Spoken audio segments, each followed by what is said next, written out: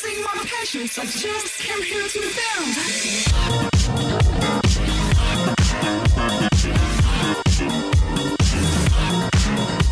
D'accord, très bien. Oui, alors il faut savoir que c'est spontané, naturel chez les enfants. La pulsion du savoir, ça correspond à une pulsion qui s'appelle la pulsion épistémophilique. C'est un terme comme ça à 11 h du matin. Je ne sais pas trop si vous pouvez le digérer, mais il faudra bien. C'est-à-dire que vous savez que Freud a défini un certain nombre de pulsions, la pulsion orale, la pulsion anale, la pulsion sexuelle.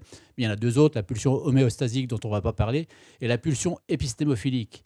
C'est-à-dire que c'est naturel, cette pulsion-là pousse l'enfant à satisfaire sa curiosité. L'enfant a besoin de devenir autonome. Il a besoin de pouvoir se responsabiliser, d'agir seul.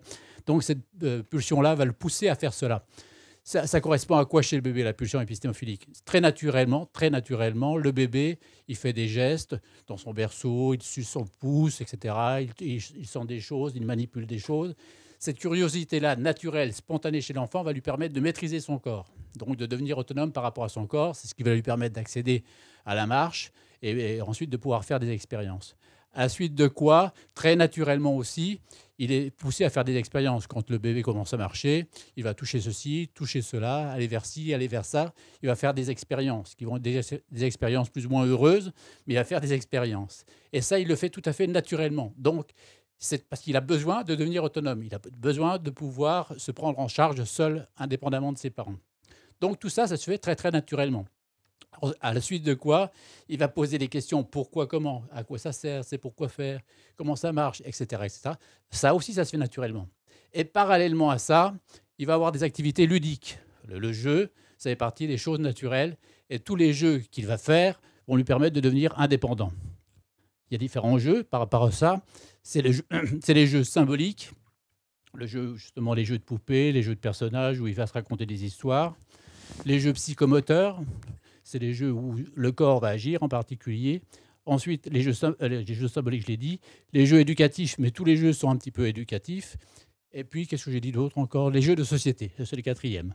Donc voilà à peu près les 4 types de jeux auxquels spontanément l'enfant va jouer et qui vont lui permettre de devenir autonome. Voilà en quoi c'est une pulsion naturelle. Et si elle est bien accompagnée, je veux dire, si on répond à cette demande de l'enfant, à ces besoins de l'enfant, cette curiosité naturelle qu'il a, elle va se prolonger dans la curiosité à l'école, dans la curiosité dans les apprentissages. Si on ne répond pas bien à cette curiosité-là, ben forcément à ce moment-là, la motivation va décliner parce qu'on n'aura pas répondu aux besoins de l'enfant. Est-ce que j'ai été clair? Voilà, ça c'est la pulsion épistémophilique. Si elle est bien accompagnée, globalement bien accompagnée, à ce moment-là, ça fonctionnera et la curiosité, le plaisir d'apprendre perdurera et se prolongera à travers toutes les activités de l'enfant. Ok, merci. Et alors du coup, qu'est-ce que les parents pourraient faire pour ne pas baisser la motivation des enfants?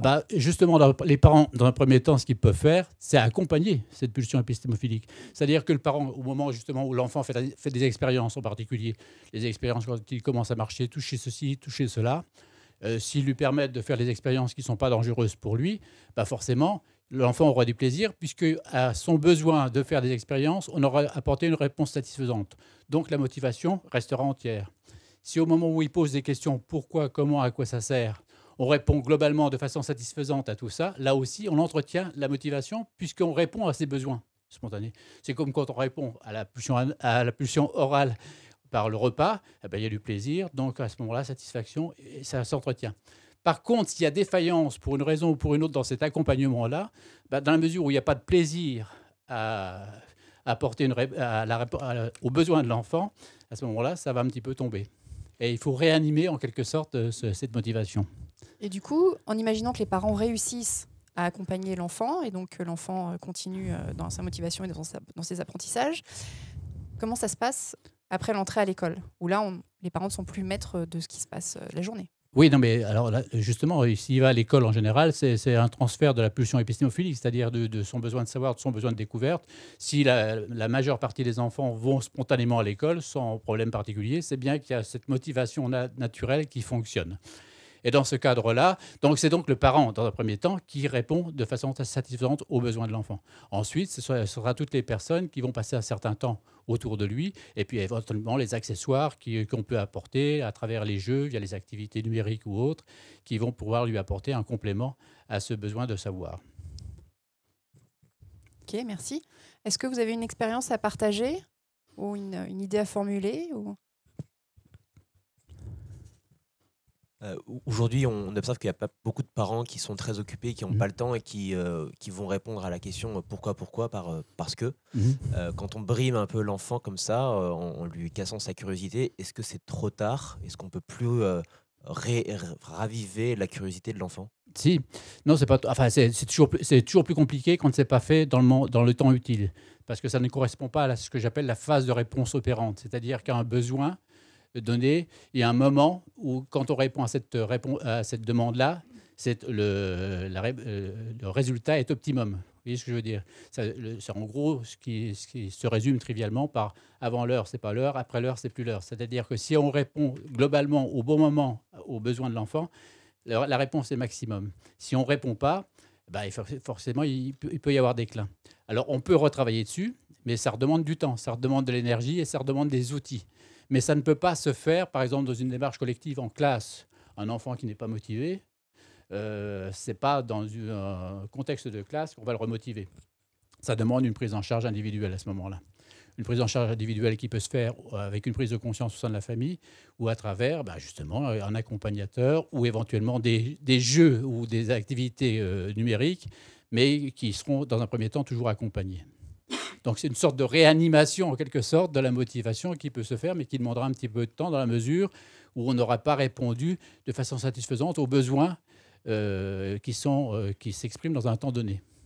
Il faut savoir que la pulsion épistémophilique dont on parle, elle opère au maximum, au mieux, dans les 6-7 premières années. C'est à ce moment-là que c'est le meilleur. Bon, elle est corrélée avec l'enrichissement du substrat neuronal, c'est-à-dire que les connexions neuronales se mettent en place, se multiplient, se diversifient, etc. etc. Ça joue aussi sur l'intelligence de l'enfant, forcément. Florence? Ah, pardon. Juste quand vous parlez de l'activité numérique, Oui. le numérique chez vous, ça veut dire, enfin, vous parlez d'Internet. Oui, enfin des jeux, enfin voilà, de toutes les activités. C'est pas le nombre. Comment? C'est pas le nombre. Non, non, absolument. Non, c'est pas le nombre. Mais ça peut être le nombre aussi. Hein. Et donc, Florence, vous êtes psychologue et vous intervenez avec aussi des enfants et des adolescents. Est-ce que vous pouvez nous donner quelques clés sur le après 7 ans? Qu'est-ce que vous voyez dans votre cabinet? Comment ça se passe, la motivation, et comment est-ce qu'on peut rattraper un petit peu? Alors la première chose que je vois, c'est que souvent il y a un décalage avec la manière dont on voit l'enfant, enfin, le parent voit l'enfant et comment est l'enfant. C'est-à-dire que le parent a parfois un peu oublié lui-même comment il était enfant. C'est-à-dire qu'effectivement, pour répondre à ce que vous avez dit, l'enfant, naturellement, quand il est tout petit, il a envie de savoir tout, il a envie de découvrir, il joue. Et c'est le moment où on le voit comme un petit, comme un enfant qui finalement va poser des questions qui sont parfois pas tout à fait intéressantes, en tout cas dans le regard de l'adulte, ou alors il y répond un peu à côté parce qu'il n'a pas le temps. Alors que c'est effectivement un moment clé où l'adulte peut même réveiller ses questionnements, qui sont parfois des questionnements hyper importants sur la vie, la mort, le passé, etc. Et accompagner son enfant pour que lui-même, il ait cette confiance intérieure. Et donc effectivement, après, il y a l'entrée, donc à 7 ans, ça correspond en gros au CP. Donc là, c'est des apprentissages qui sont beaucoup plus concrets. L'enfant reste assis, l'école, on le voit aujourd'hui, ne répond pas forcément aux besoins, en tout cas physiologiques de l'enfant, de rester toute la journée assis à écouter. Parce qu'aujourd'hui, juste avec l'ère de Google, tout a changé. C'est-à-dire qu'avant, on écoutait le professeur, donc il y avait une sorte de respect, et puis c'était le professeur qui pouvait apprendre à l'enfant. Donc quoi qu'il arrive, le professeur avait raison. Aujourd'hui, avec Google, les enfants vont eux-mêmes vérifier si le professeur a raison et vont trouver d'autres choses, comme par exemple sur YouTube, ou d'autres choses qui sont beaucoup plus vivantes et plus intéressantes. Et du coup, le rapport à l'apprentissage a changé parce que le rapport avec le professeur a changé. C'est-à-dire qu'il y a des enfants qui sont même parfois plus malins et qui ont des raisonnements même plus intéressants que les professeurs. Du coup, en termes de motivation et d'écoute, forcément, ça se joue. Et puis, en termes de relationnel, les professeurs peuvent rester un peu sur l'ancien modèle et du coup, ça crée des tensions. Donc, on voit que les élèves, finalement, se gèrent entre eux. On le voit, ils s'envoient des textos, ils font les cours ensemble. Ils essaient de trouver un peu un système D pour s'amuser plus et pour que ce soit plus vivant. Après, ce qui est compliqué, c'est pour certains enfants, c'est naturel parce qu'ils ont déjà cette confiance en eux, donc ils n'ont pas forcément besoin d'écouter, ils y vont tranquillement. Pour d'autres, c'est plus compliqué parce qu'ils ont l'impression que s'il ne faut pas faire comme ça, comme ce modèle-là, ils se braquent et on a l'impression qu'ils sont pas motivés ou parfois même entre guillemets pas intelligents. Et du coup, les parents font aussi confiance aux professeurs en disant travaille plus, essaye de faire des efforts en restant un peu sur l'ancien modèle, alors qu'aujourd'hui, il y a beaucoup de choses qui sont proposées. Et même quand on aide les parents... on les guide pour qu'ils voient leur enfant différemment sur leur forme d'intelligence. Par exemple, les intelligences qui sont plus corporelles. Et des enfants, ils ont juste besoin de se lever toutes les 10 minutes. Ils jouent 5 minutes, ils reviennent et la concentration revient, par exemple. D'autres, ça va être au niveau des fiches. Aujourd'hui, on a ce qu'on appelle le mind mapping. Donc, au lieu de faire des fiches toutes simples, partant du point A, point B, point C, en noir et blanc et avec des choses très ennuyeuses, le mind mapping, ils vont utiliser des dessins, ils vont utiliser des mots-clés, ils vont construire complètement leur apprentissage. Il y a une question que j'aime bien leur poser qui est très simple, c'est si tu étais toi le professeur, comment tu ferais ton cours ? Et il y a des enfants, mais même à 6 ans, qui ont plein d'idées. Je travaillais avec une petite fille qui avait 6 ans et elle n'aimait pas les mathématiques. Bon, les calculs, c'était pas trop son truc, donc toute la journée, on essayait de l'aider. Et donc, je lui pose la question, donc j'essaye de prendre des images avec des animaux pour les plus et les moins. Et elle me dit, mais tu sais, ça ne m'intéresse pas. Moi, ce qui m'intéresse, c'est comment on fait pour avoir des amis. Alors, je suis partie de son point de vue à elle, qui l'intéresse, donc avoir des amis, et on l'a transformé avec les équations mathématiques. Donc, il y a le groupe des plus d'un côté, le groupe des moins, c'est ceux qui ont moins d'amis de l'autre. Et du coup, on s'amusait avec une barrière au milieu à passer d'un état à un autre. Et on voit que comme c'est déjà ce qui la motive à l'instant présent, ensuite on va rajouter l'apprentissage qu'est les mathématiques, ça devient beaucoup plus simple et on voit l'enfant qui est vraiment cherche une solution à son vrai problème pour le coup. Donc l'idée, ce serait, si je pouvais faire un conseil, parce que c'est assez court, mais de vraiment toujours partir de l'enfant et pas partir de soi. Donc s'il y a quelque chose qui l'intéresse dans n'importe quel domaine, c'est de le soutenir dedans.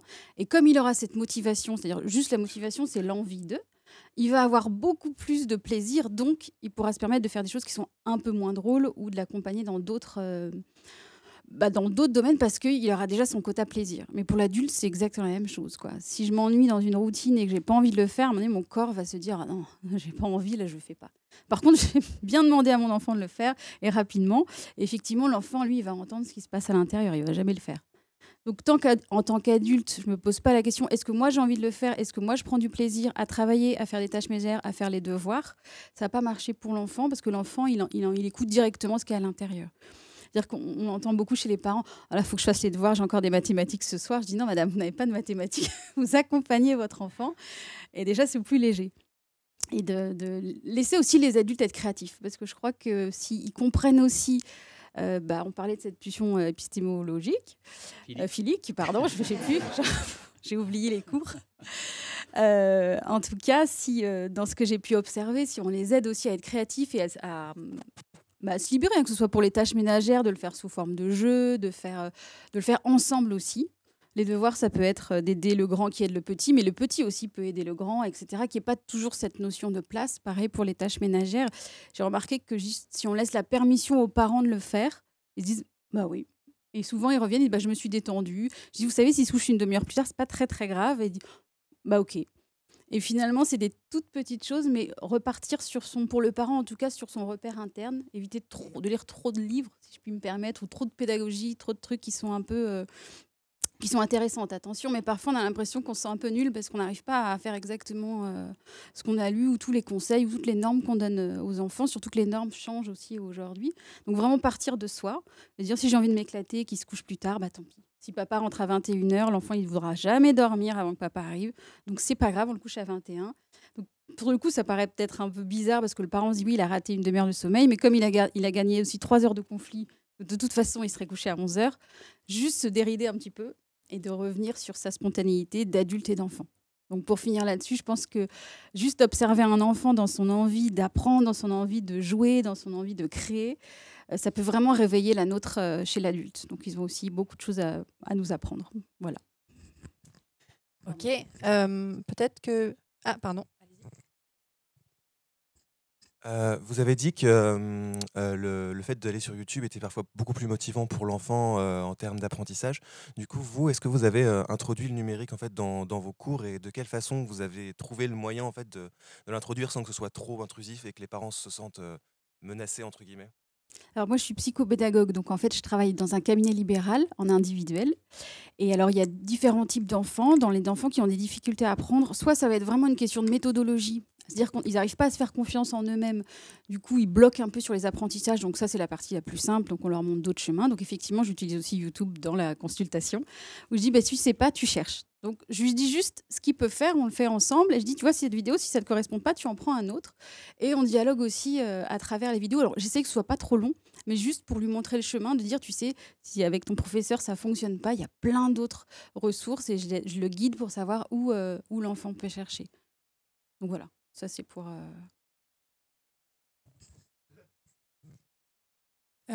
Thibaut, est-ce que tu peux nous expliquer un petit peu le leitmotiv de Pistache et la genèse?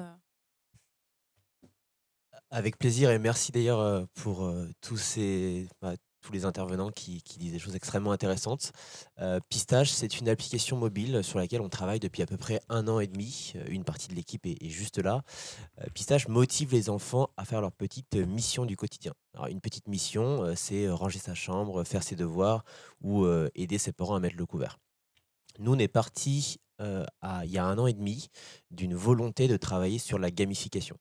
C'est-à-dire de prendre un élément un peu pénible de notre vie quotidienne et de motiver l'individu à le faire grâce au jeu. Et en fait, c'est en parlant un peu autour de nous qu'on s'est rendu compte qu'il y avait un réel besoin chez les parents et un enjeu vis-à-vis de leurs enfants.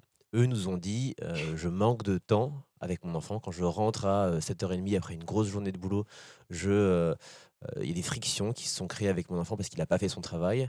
Et c'est pour ça que nous, on a commencé à travailler sur Pistache, qu'on a appliqué on a créé cette application pour les enfants de 6 à 11 ans, donc du primaire. Aujourd'hui, Pistache, c'est les parents et les enfants qui vont configurer des petites missions dans l'application. C'est les enfants qui vont les réaliser à la maison. Ils vont l'indiquer dans l'application et ça va leur permettre de gagner des petites clés, ce qui après leur permet d'accéder à du contenu, donc des vidéos ludiques et des jeux qu'on a créés de notre côté. Aujourd'hui, il y a à peu près 100 000 familles qui ont téléchargé Pistache et qui l'utilisent. Et ça nous permet d'avoir 3 types de retours bien distincts. On a des parents qui nous disent que leurs enfants sont extrêmement motivés. Donc ça se passe bien mieux à la maison. Quand ils rentrent du soir, ils peuvent beaucoup plus profiter du temps passé avec leurs enfants. On a des enfants qui demandent spontanément des nouvelles missions à leurs parents. Donc, est-ce que je peux faire ça? Est-ce que je peux t'aider à faire ça? Est-ce que je peux t'aider à faire ça? Et on a, troisième point, on a des enfants qui sont beaucoup plus valorisés, en fait. C'est-à-dire que le cœur de Pistache, c'est de valoriser, de responsabiliser l'enfant qui a fait une bonne action pour que cette bonne action, elle rentre dans le quotidien de l'enfant. Et le fait de valoriser les enfants comme le fait Pistache, ça redonne confiance potentiellement à des enfants qui en avaient un peu perdu et qui permet de rentrer ces bonnes actions dans la routine de l'enfant. Quelles évolutions à venir? Quelles évolutions à venir? Comment est-ce que vous allez développer le contenu même de Pistache? Il y a quelque chose qui reste très très important pour nous, c'est de travailler avec des experts de l'éducation. Donc c'est pour ça qu'on est là aujourd'hui. C'est aussi très enrichissant pour nous comme contenu pédagogique. Depuis le début, on se base sur des aspects théoriques de la pédagogie de l'enfant. Aujourd'hui, on en est à un point où on continue d'améliorer l'application tous les jours.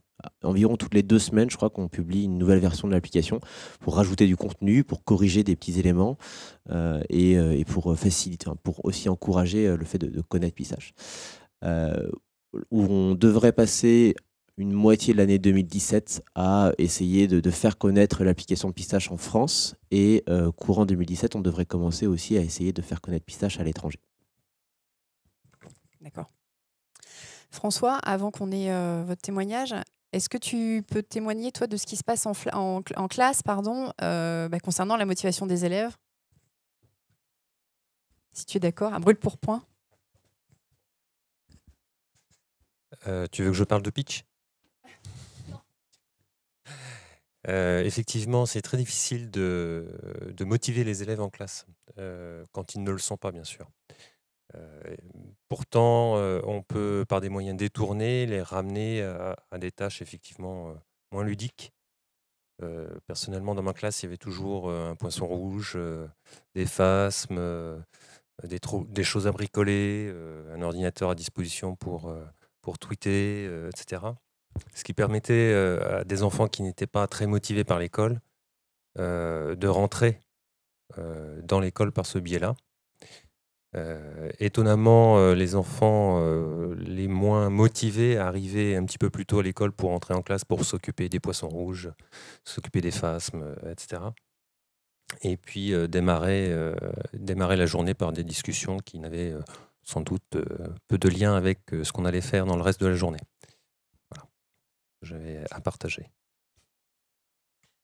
Donc, du coup, est-ce que vous pouvez nous dire et faire le lien avec les parents? Qu'est-ce qu'on peut donner comme conseil aux parents pour moins crier, moins s'énerver, moins répéter? Alors, je vais prendre le micro. Donc, je suis Anne Pémira. Effectivement, moi, je travaille beaucoup avec les parents et sur la motivation des enfants. Parce qu'effectivement, quand on veut que les enfants nous écoutent, soient bien, apprennent, etc., il faut qu'ils soient motivés. Et donc, je travaille avec les parents sur comment aider les enfants à être plus motivés. Alors moi, j'aime bien partir d'un constat. Vous me direz, pour ceux qui sont parents, si vous pensez que ça reflète la réalité. Mais le constat, c'est qu'un enfant reçoit en moyenne 9 critiques pour un compliment. Alors, qu'est-ce qu'on entend par critique? C'est « dépêche-toi, mais qu'est-ce que tu as encore fait? Attends, tu n'as pas encore rangé ta chambre, mais regarde le bazar qu'il y a !» Enfin, toutes ces petites phrases chargées de négatifs et que les enfants entendent quand même pas mal dans la journée. Alors peut-être effectivement, comme disait Thibaut, parce qu'ils ont moins de temps, ils sont un peu pressés, ils veulent que les choses avancent, etc. Mais le résultat quand même pour l'enfant, c'est qu'il entend beaucoup de choses négatives.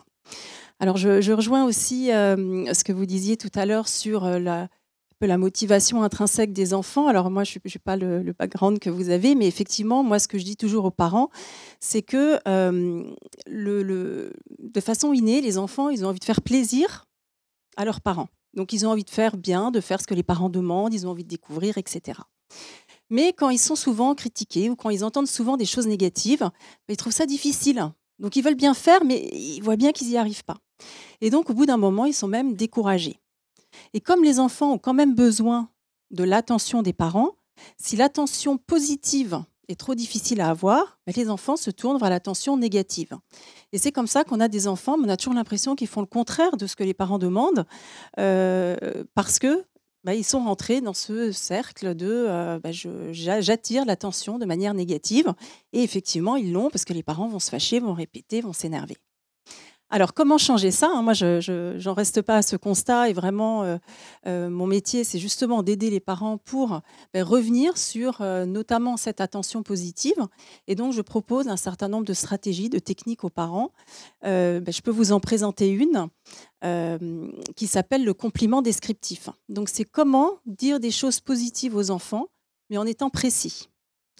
Parce qu'en général, quand on veut dire des choses positives, on va dire « Oh, bravo, génial, c'est super ». Je vais vous prendre un exemple pour que vous puissiez bien voir justement le compliment descriptif. Si un enfant vous montre un dessin, on trouve que c'est une bonne activité pour les enfants, on est content, voilà, donc on va dire quoi? On va dire oh, « Bravo, super, t'es un vrai petit artiste ». C'est vrai qu'on veut le motiver, c'est bien de dire ça, hein. Je ne dis pas que c'est pas bien, mais vous verrez en quoi c'est différent ce que je propose. Moi, ce que je vous propose, c'est que ce même dessin, vous le regardez, et pour un enfant petit, vous pouvez dire par exemple, dis donc, tu as coloré à l'intérieur des traits, il n'y a rien qui dépasse. Tu t'es appliqué.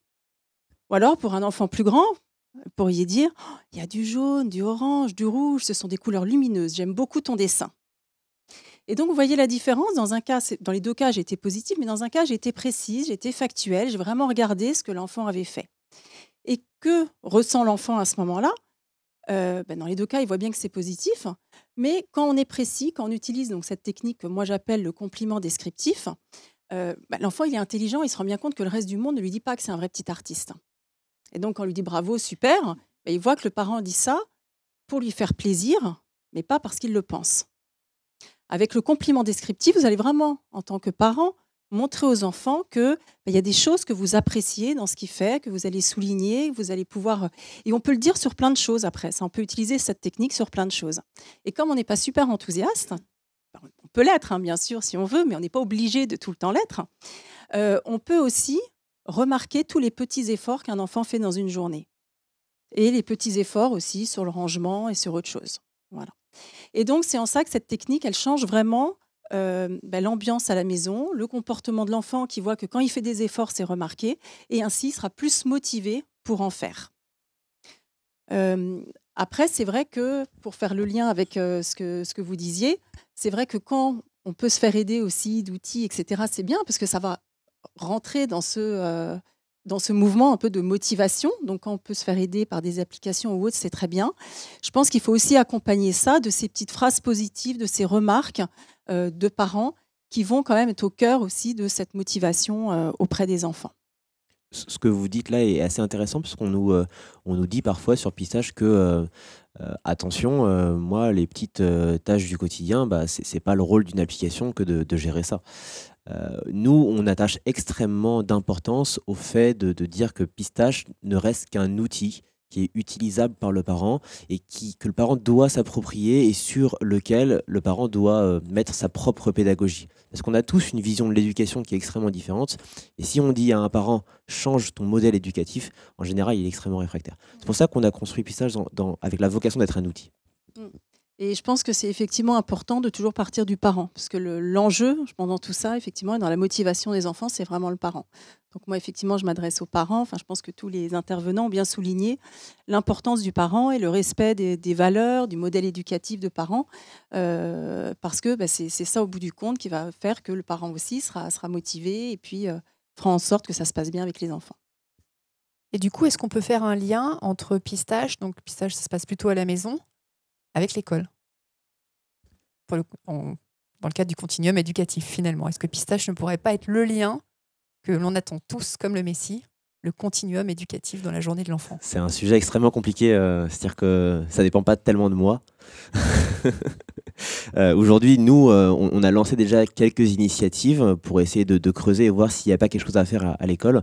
Ce qui est extrêmement intéressant, c'est que des institutrices et des instituteurs viennent nous voir en nous disant Pistache, c'est la solution dont moi j'ai besoin à l'école. Avec quelques améliorations, ça pourrait permettre aux parents de suivre l'activité de l'enfant à l'école. Ça pourrait permettre à l'enfant d'avoir un calendrier un peu structuré. Aujourd'hui, l'éducation nationale est très très dure à approcher, surtout en France, paradoxalement. En Angleterre, il y a énormément de solutions qui sont déjà utilisées aussi bien au primaire qu'au collège. Donc on observe quand même qu'il y a quelque chose qui est en train de se passer, parce qu'il y a une digitalisation des écoles. Mon père est professeur en 6e et il y a des tablettes qui sont arrivées partout. Donc on le voit, il y a énormément de contraintes que ça génère. Il y a la formation des professeurs, il y a le suivi matériel, etc.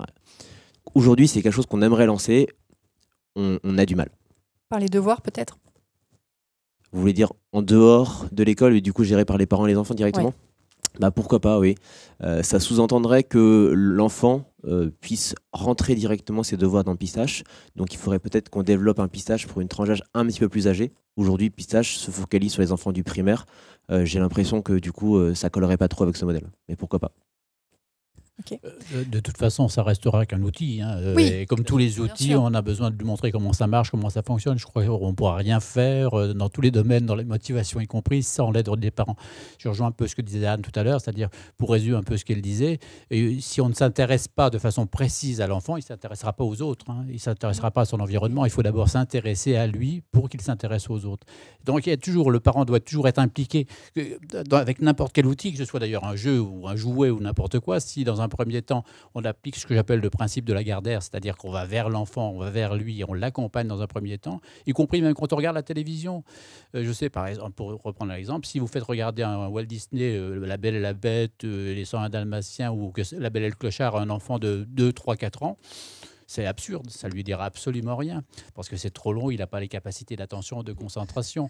Par contre, si vous le faites regarder quelque chose qui va durer 2-3 minutes, si éventuellement, et si en plus vous êtes à côté de lui, vous lui dites, tiens, t'as vu là, tu as remarqué ça, etc. Du coup, ça va prendre sens pour lui, on l'accompagne, il va s'intéresser à ça. Ça sera pareil pour les outils. Je voudrais faire une remarque aussi sur ce que vous disiez en tant qu'enseignant tout à l'heure, et sur la présence d'animaux dans une classe, c'est ce que j'appelle des médiateurs neutres. C'est-à-dire que la présence d'animaux, j'ai connu ça aussi dans certaines écoles, la présence d'animaux, c'est un médiateur neutre. C'est-à-dire que pour les enfants qui ne sont pas très motivés, là, il n'y a pas de jugement, il n'y a pas de quelque chose qui se passe à ce niveau-là, au niveau de l'affectif. Donc ça neutralise. On peut parler de l'animal, on peut s'occuper de l'animal, et ça n'a pas d'impact sur les relations. Au contraire, ça adoucit les relations. C'est exactement quand nous, on se rencontre, on parle de la météo. C'est ce que j'appelle un médiateur neutre. C'est pareil, on peut parler les uns avec les autres en parlant de la pluie et du beau temps. Ça n'impacte pas l'affect des uns et des autres. Ça permet d'établir une relation tranquille et apaisée. Voilà ce que, bon, c'est simplement pour remarquer ce qui se passe avec les animaux dans une classe éventuellement. Mais toujours est-il que, voilà, quel que soit l'outil qu'on utilise avec un enfant, il faut dans un premier temps l'accompagner. C'est-à-dire que, et la phrase clé, je crois, c'est il faut d'abord s'intéresser à l'enfant lui-même pour qu'il s'intéresse à son environnement. Et il faut savoir aussi qu'au préalable de l'intérêt de la pulsion épistémophilique dont je parlais, pour qu'un enfant justement s'intéresse au monde dans lequel il vit, qu'il puisse évoluer dans ce monde-là, il faut qu'il soit globalement sécurisé. C'est la condition de base sine qua non. C'est-à-dire qu'on apporte une réponse globalement satisfaisante aux besoins qui sont les siens, de façon à ce qu'il soit suffisamment sécurisé pour pouvoir être disponible, justement s'ouvrir. Si un enfant est particulièrement angoissé, s'il met en place des processus défensifs ou adaptatifs par rapport à des situations, bah là, effectivement, l'intérêt pour le reste, il va penser d'abord à sa survie propre et il ne s'intéressera pas à son environnement. Ça, c'est d'abord la condition sine qua non à toute évolution possible. Pour qu'un enfant joue bien et qu'il diversifie ses jeux, d'ailleurs, c'est un bon symptôme, la diversification des jeux. S'il diversifie ses jeux, ça prouve qu'il est bien dans sa peau, qu'il est bien rassuré, qu'il peut effectivement s'intéresser à plein de choses. Je peux rajouter un petit truc sur ce que vous venez de dire, peut-être, parce qu'aujourd'hui, dans Pistache, nous, on a des données qui nous permettent de montrer, de prouver que ce que vous dites est extrêmement vrai. Par exemple, nous, quelque chose qu'on suit très bien dans Pistache, c'est la durée pendant laquelle une famille va utiliser Pistache. Et aujourd'hui, ce qu'on observe, c'est 2 cas. Le premier cas, c'est la famille qui va configurer les petites missions que l'enfant va devoir faire et qui va laisser l'enfant totalement autonome sans ne jamais revenir sur la tablette. Et le deuxième cas, c'est les parents qui vont créer des petites missions pour les enfants et qui vont continuer à alimenter les missions que va devoir faire l'enfant avec l'enfant et qui vont venir valider le fait que l'enfant a bien fait ses missions. Et ben dans ce cas-là, dans le cas où il y a un accompagnement du parent, qu'il y a un suivi du parent et qu'il y a un entretien de l'outil, et ben là on observe que l'application est beaucoup plus utilisée sur le long terme et que du coup ça a un réel impact sur la vie du foyer. Oui, puis c'est forcément des choses positives puisque l'enfant vient de faire quelque chose, vient de faire une tâche et donc ça permet justement de faire des retours positifs aux enfants et c'est ça qui va motiver les enfants. Pour en revenir sur les questions de devoirs aussi, quand je parlais tout à l'heure du compliment descriptif, on peut aussi l'utiliser pendant les devoirs justement pour motiver l'enfant. C'est vrai que quand, par exemple, il écrit une dictée, tout de suite, on va effectivement remarquer les fautes d'orthographe. Ça risque de le démotiver parce que déjà, il trouvait ça dur de le faire. Mais si en plus, le premier retour qu'il a, c'est quelque chose de négatif, il va trouver ça difficile de s'y remettre. Alors qu'avec la même technique que je vous présentais tout à l'heure, si par exemple, il a écrit 5 phrases et je lui dis sur les 5 phrases, il y en a 4 qui commencent par une majuscule et c'est comme ça que ça doit être, et il sera sans doute déjà de lui-même, il aura corrigé la 5e et il verra que j'ai fait attention aussi à ce qu'il a réussi à faire. Même un enfant qui écrit très mal, plutôt que de lui dire « mais attends, soigne ton écriture, mais applique-toi, mais t'écris comme un cochon », je peux aussi utiliser la même technique et dire par exemple, je vais regarder, je vais essayer de voir déjà là où je vois des choses qui sont bien faites et je pourrais dire « ah mais là, ton L est bien formé, il monte jusqu'au 3e interligne et il ne dépasse pas de la ligne du bas ». Comme ça va lui montrer que même si c'est encore petit, même si c'est encore sur un petit périmètre, il y a des choses qu'il sait bien faire. Et donc, l'enfant, il voit qu'il est capable. Et à partir du moment où il sent qu'il est capable, que son effort a été vu, il sera plus motivé pour continuer, pour persévérer et puis pour petit à petit s'améliorer. Et c'est comme ça que les parents, effectivement, voient après des progrès beaucoup plus importants dans tous les apprentissages auprès des enfants. Et c'est en ça, je pense que ces retours positifs sont importants. Ce qui ne veut pas dire après qu'on va abandonner des choses, des exigences ou autres. Mais après, j'ai d'autres techniques aussi pour l'introduire. Mais déjà, il faut partir de ça parce que c'est quand même la motivation, c'est quand même la base pour que les enfants avancent, progressent, apprennent, trouvent, comme on disait, leur façon de faire, etc. Voilà, donc c'est important d'y réfléchir et puis, en tant que parent, de voir ce qu'on peut faire pour aider à ça. Si elle est toujours là, on a une maman qui peut complètement témoigner dans ce sens. Non, elle est plus là. Je suis désolée. Son fils a passé 1 an en Chine. Ah bah oui, si, vous êtes là. Est-ce que vous pourriez nous expliquer la façon dont vous avez élevé votre enfant et son expérience? Parce que c'est complètement atypique et c'est certainement l'idéal de beaucoup de parents, en fait. Bah, en fait, moi, je me suis dit en tant que parent, si un jour je suis parent, j'aimerais avoir l'éducation que moi j'aurais aimé avoir. Et comme j'ai gardé mon âme d'enfant, je me suis dit que j'aimerais être éduquée d'une façon ludique. Donc j'ai éduqué mon fils d'une façon ludique. Et pour moi, je dis toujours que j'accompagne mon enfant parce que c'est vraiment mon souci premier. Donc en fait, cet enfant, en fait, quand il était petit, il avait 3-4 ans, il jouait jamais ni au ballon ni aux voitures.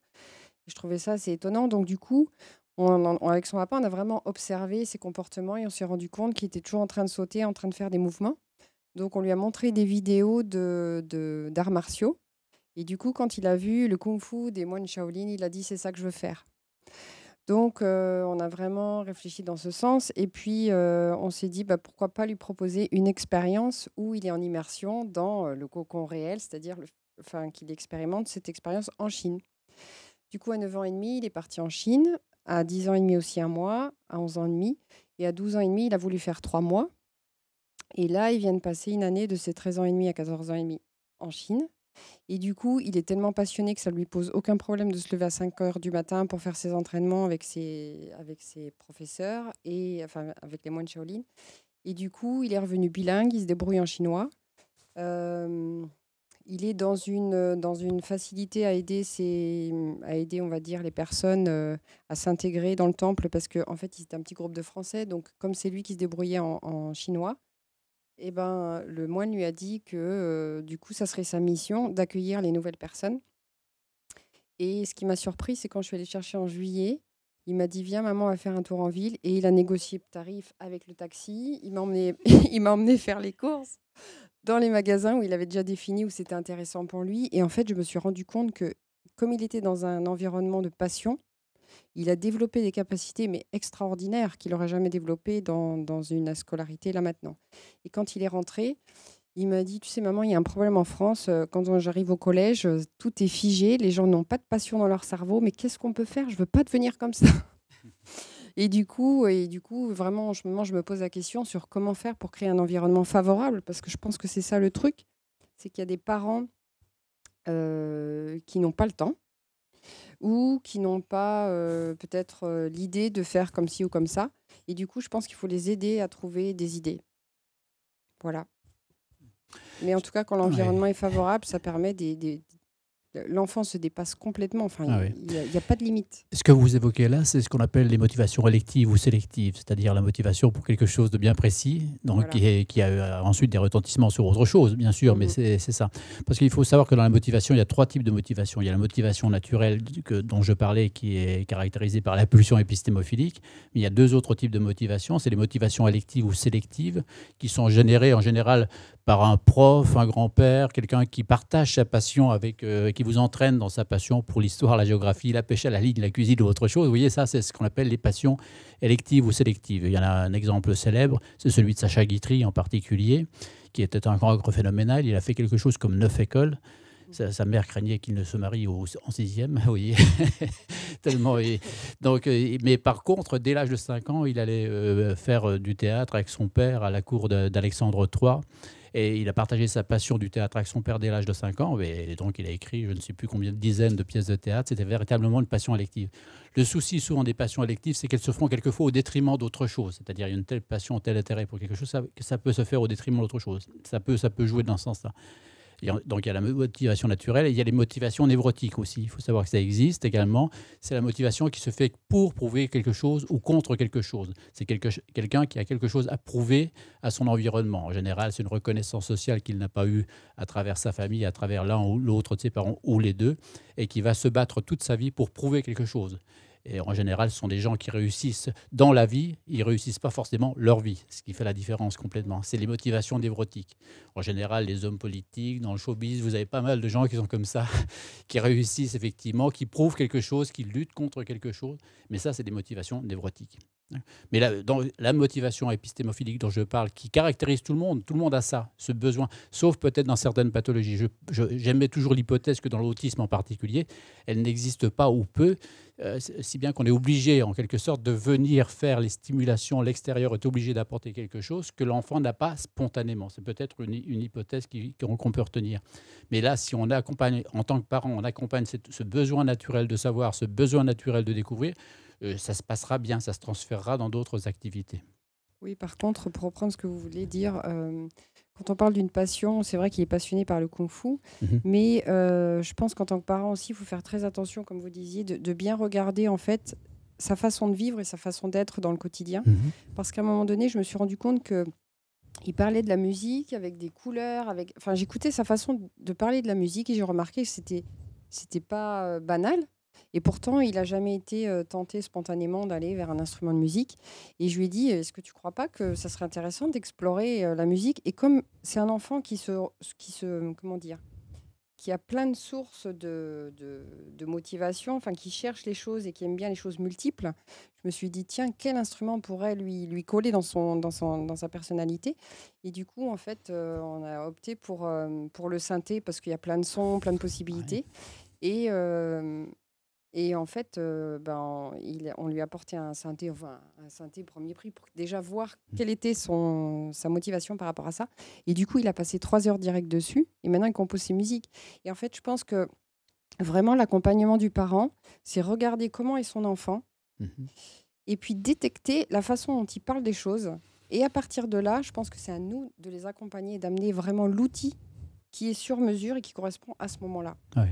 Mais vous avez raison en disant qu'il faut regarder son enfant, mais ça veut pas. Oui, vous avez raison, oui et non. C'est-à-dire qu'il faut quand même lui proposer un certain nombre de choses de lui-même. J'allais dire, bon, il est curieux, il y a des choses qu'il a envie de découvrir, etc., mais il faut lui proposer. Il faut effectivement, malgré le confronter à une multitude de choses, de façon à ce que lui puisse se déterminer par rapport à des choix éventuels. Ah oui, mais après, c'est comme ça qu'on peut l'amener à des expositions ou, je ne sais pas, à des endroits où il y aura une multiplicité et c'est lui qui va faire son choix. Oui, mais on peut pas. Oui, mais je veux dire, pour caricaturer ce que vous dites, en quelque sorte, on ne peut pas laisser un enfant comme ça puis lui dire, laisser se développer. Tiens, qu'est-ce que tu as envie de faire? Qu'est-ce que tu veux? Justement, c'est ça notre rôle d'accompagnant. C'est vraiment l'accompagner, en fait. Voilà, oui. Ouais. Est-ce qu'il y a d'autres expériences à partager par ici? De parents, de frères et sœurs, de cousins, je ne sais pas, d'amis, de collègues? Bon, et Pistache, est-ce que vous avez une jolie histoire à nous raconter depuis votre création? Une jolie histoire d'une famille ou de plusieurs familles ou d'une fratrie, je ne sais pas. On reçoit extrêmement régulièrement des messages de nos utilisateurs, peut-être pas aussi détaillés, en tout cas pas suffisamment détaillés pour me permettre de raconter une superbe histoire.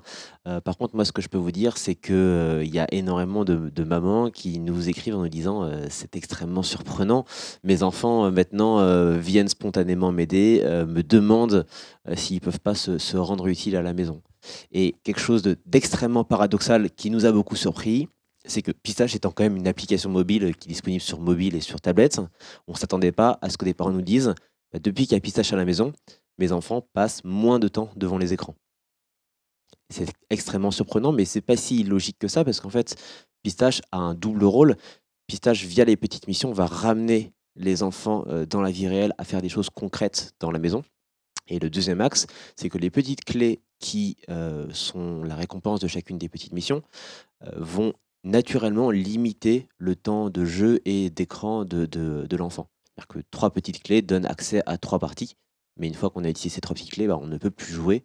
Il faut aller demander des nouvelles missions à ses parents ou alors il faut passer à autre chose. Ok, merci beaucoup. Donc merci à tous d'être venus.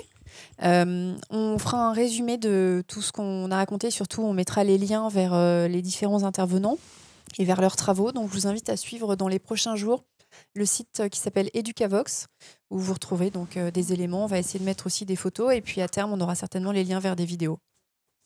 Voilà, donc merci 1000 fois. Et puis on vous souhaite une très bonne journée dans l'école 42.